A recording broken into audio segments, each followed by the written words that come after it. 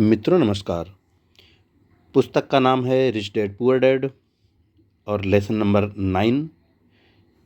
Heading है शुरू करना। आज इस लेसन का दूसरा दिन है, यानी दूसरा भाग है। आइए चलते हैं।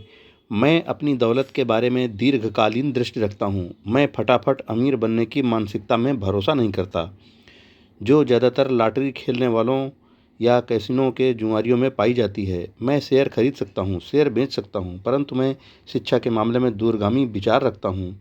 अगर आप एक हवाई जहाज़ उड़ाना चाहते हैं तो मैं आपको पहले इसे सीखने की सलाह देना चाहूँगा। मैं ऐसे लोगों को देखकर हमेशा स्तब्ध रह जाता हूँ जो स्टॉक या रियल एस्टेट खरीदते हैं परंतु अपनी सबसे बड़ी दौलत में बिल्कुल निवेश नहीं करते। जो उनका दिमाग है, केवल 1 या 2 घर खरीद लेने से आप रियल एस्टेट के क्षेत्र में विशेषज्ञ नहीं बन जाते। तीसरा नंबर, अपने दोस्तों को सावधानी से चुनें। साथ रहने की ताकत। सबसे पहले तो मैं यह बता दूं कि मैं अपने दोस्तों को उनकी अमीरी के हिसाब से नहीं चुनता। मेरे ऐसे भी दोस्त हैं जिन्होंने गरीबी में जीने की कसम खाई है और ऐसे दोस्त भी हैं जो हर साल करोड़ों कमाते हैं। मुद्दे की बात यह है कि मैं उन सभी से सीखता हूँ और मैं पूरा मन लगाकर उनसे सीखने की कोशिश करता हूँ। मैं ये मानता हूँ कि मैंने अमीर लोगों की तलाश की है, परंतु मेरी नज़र उनकी दौलत पर नहीं बल्कि उनके ज्ञान पर थी। कई मामलों में ऐसे अमीर लोग मेरे अच्छे दोस्त बन गए, जबकि कई बार ऐसा नहीं हुआ। परंतु मैं आपको एक अंतर बताना चाहूँगा। मैंने यह पाया है कि मेरे पैसे वाले दोस्त पैसे के बारे में बात करते हैं और मेरा ऐसा यह मतलब नहीं है कि उन्हें पैसे का घमंड है। वे इस विषय में रुचि रखते हैं, इसलिए मैं उनसे सीखता हूँ और वे मुझसे मेरे वे दोस्त जो आर्थिक बदलाव में आर्थिक दलदल में फंसे हुए हैं, वे पैसे, व्यवसाय या निवेश के बारे में बात करना पसंद नहीं करते हैं। उनकी नज़र में ऐसा करना मूर्खतापूर्ण या बेईमानी होता है। इसलिए मैं अपने गरीब दोस्तों से यह सीखता हूँ कि मुझे क्या नहीं करना चाहिए। मेरे कई दोस्त हैं जिन्होंने अपनी छोटी सी ज़िंदगी में अरबों डॉलर कमाए हैं। उनमें से 3 ने एक ही अनुभव बताया है। उनके गरीब दोस्त उनसे यह पूछने कभी नहीं आए कि उन्होंने ऐसा किस तरह किया है, परंतु वे उनसे 2 में से एक चीज़ या दोनों ही चीज़ों के बारे में मदद मांगने आए। नंबर 1 कर्ज, नंबर 2 नौकरी। चेतावनी, गरीब या डरे हुए लोगों की मत सुनिए।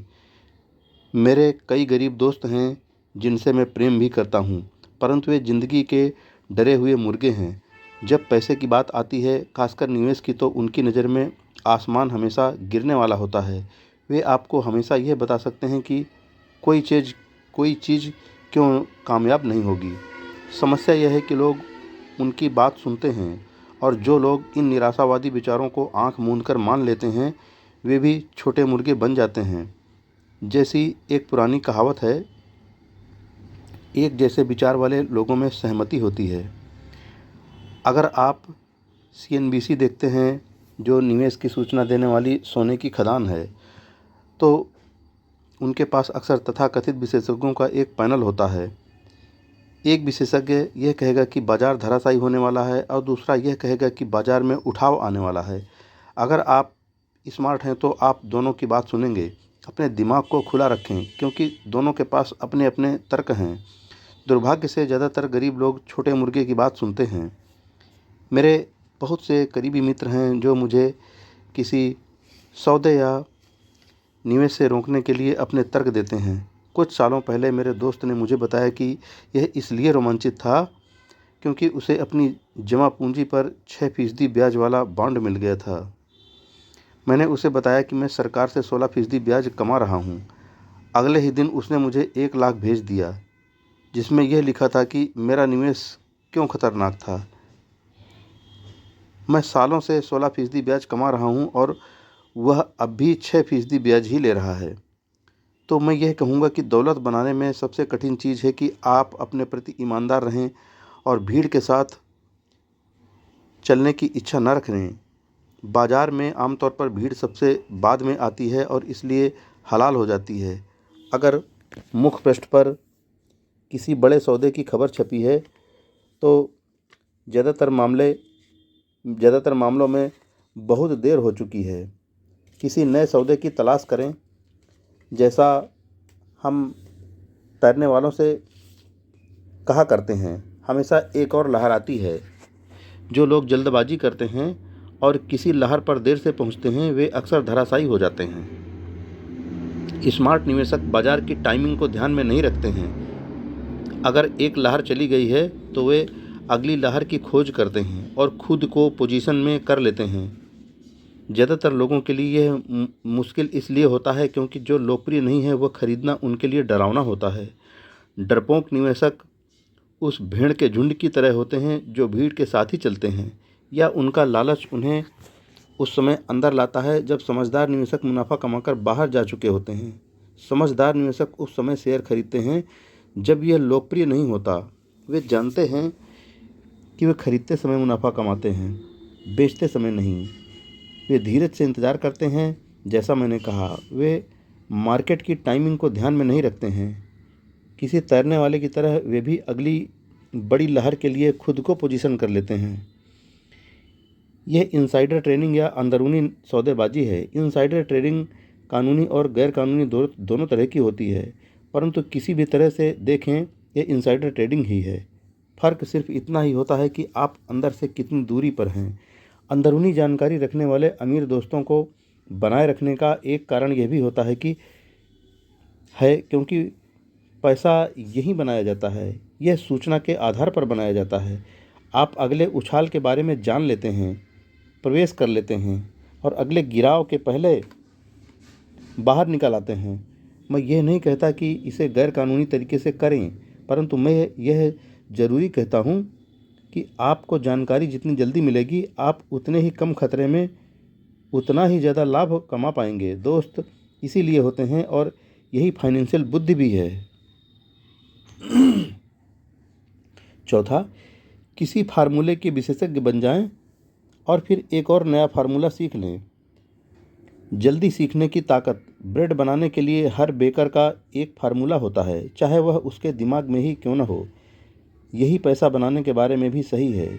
इसीलिए धन को अक्सर डो भी कहा जाता है। हम में से ज़्यादातर लोगों ने यह कहावत सुनी है, आप वह हैं जो आप खाते हैं। मैं इसी कहावत को दूसरी तरह से कहना चाहूँगा। मैं कहता हूँ, आप वह बनते हैं जो आप पढ़ते हैं। दूसरे शब्दों में, आप सावधान रहें कि आप क्या पढ़ रहे हैं या क्या सीख रहे हैं, क्योंकि आपका दिमाग इतना ज़्यादा ताकतवर है कि आप जिस चीज़ के बारे में सीखेंगे, आप वही बन जाएंगे। उदाहरण के तौर पर, अगर आप कुकिंग सीखते हैं तो आप कुक बन जाते हैं। अगर आप कुक नहीं बनना चाहते हैं तो आपको कोई और विषय पढ़ना चाहिए। जैसे एक स्कूल टीचर शिक्षण का अध्ययन कर लेने के बाद आप अक्सर शिक्षक बन सकते हैं, और इसी तरह सिलसिला जारी रह सकता है। अपने अध्ययन के विषय को सावधानी से चुनें।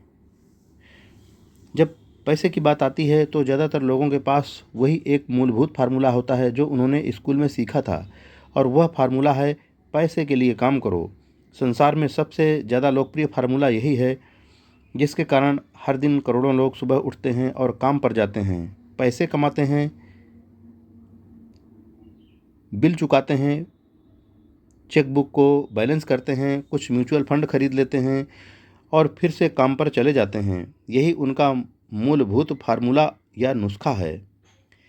अगर आप जो कर रहे हैं उससे आप थक गए हैं या आप पर्याप्त नहीं कमा रहे हैं, तो आपको अपने पैसे बनाने के फार्मूले को बदल लेना चाहिए।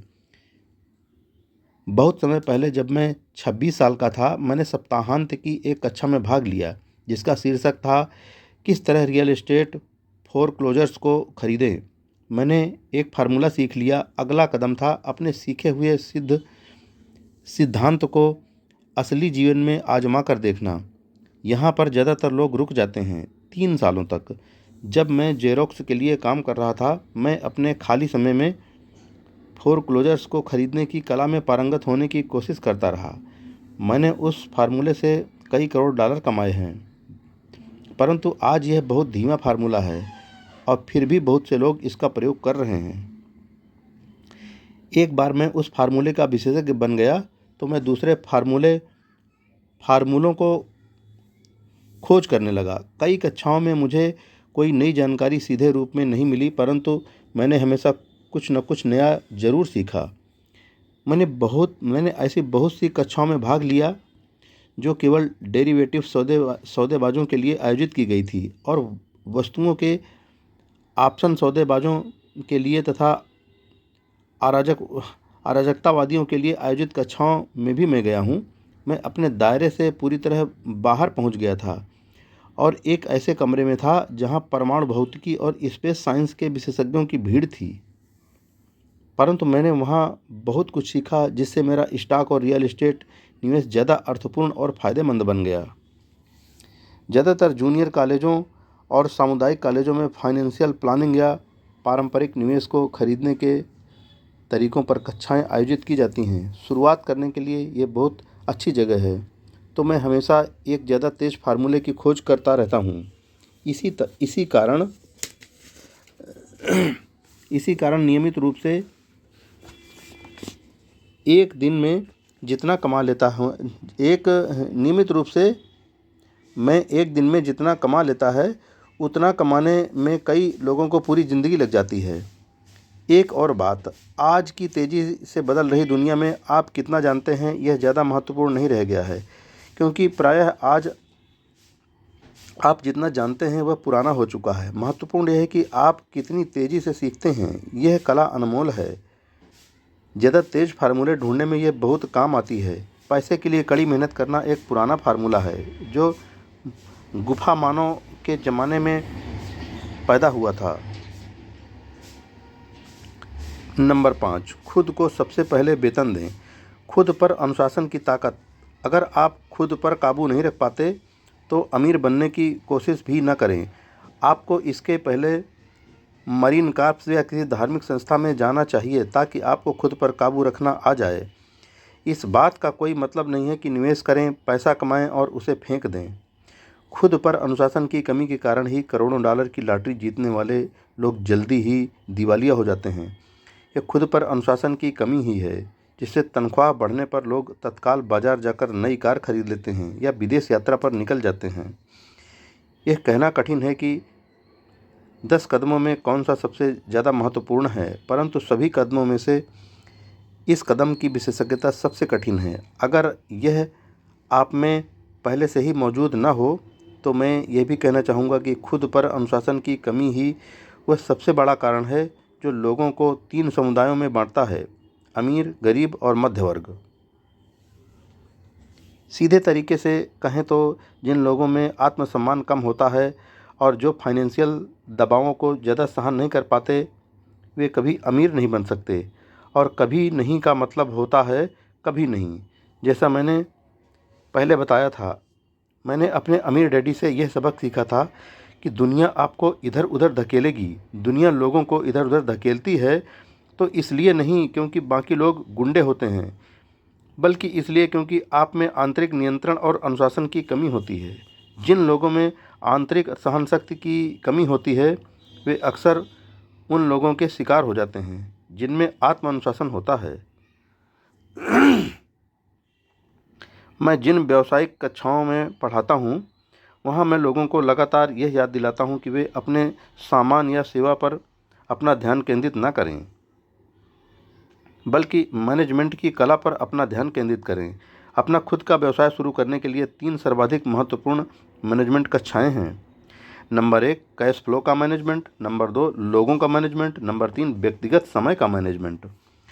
मैं यह कहूँगा कि ये 3 दक्षताएं केवल व्यवसाय शुरू करने वालों के लिए ही नहीं बल्कि सभी के लिए काम की हैं।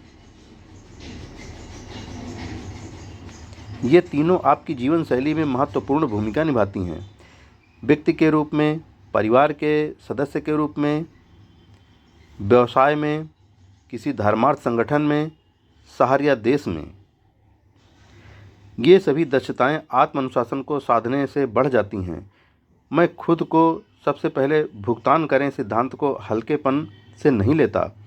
जॉर्ज क्लासन की पुस्तक द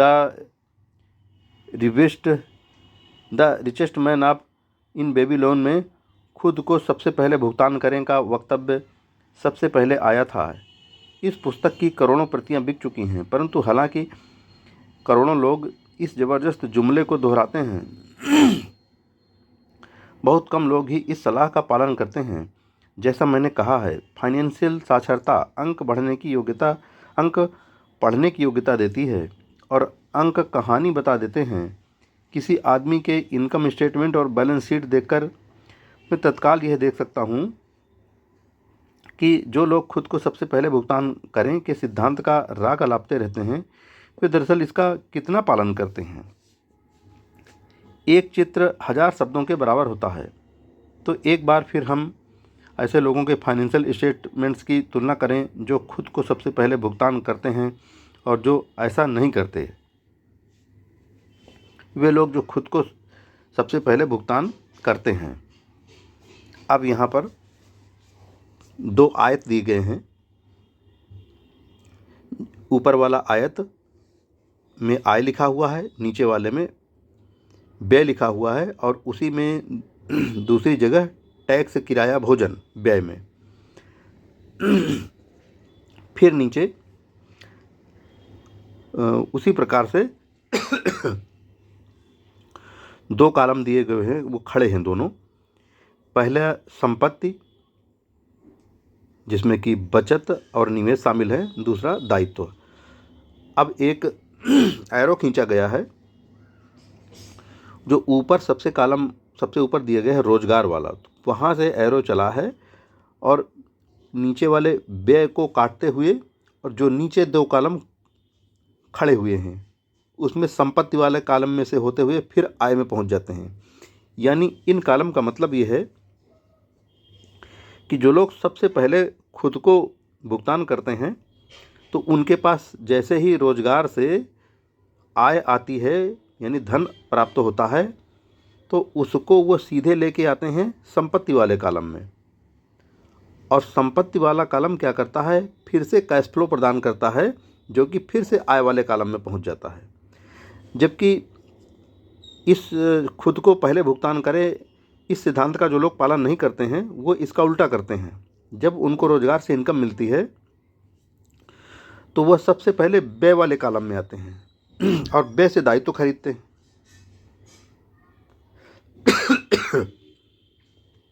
तो दोस्तों, आज का शुरू करना का दूसरा भाग यहीं पर पूरा करते हैं। अब आगे की बात इस तीसरे भाग में की जाएगी। जय हिंद फ्रेंड्स।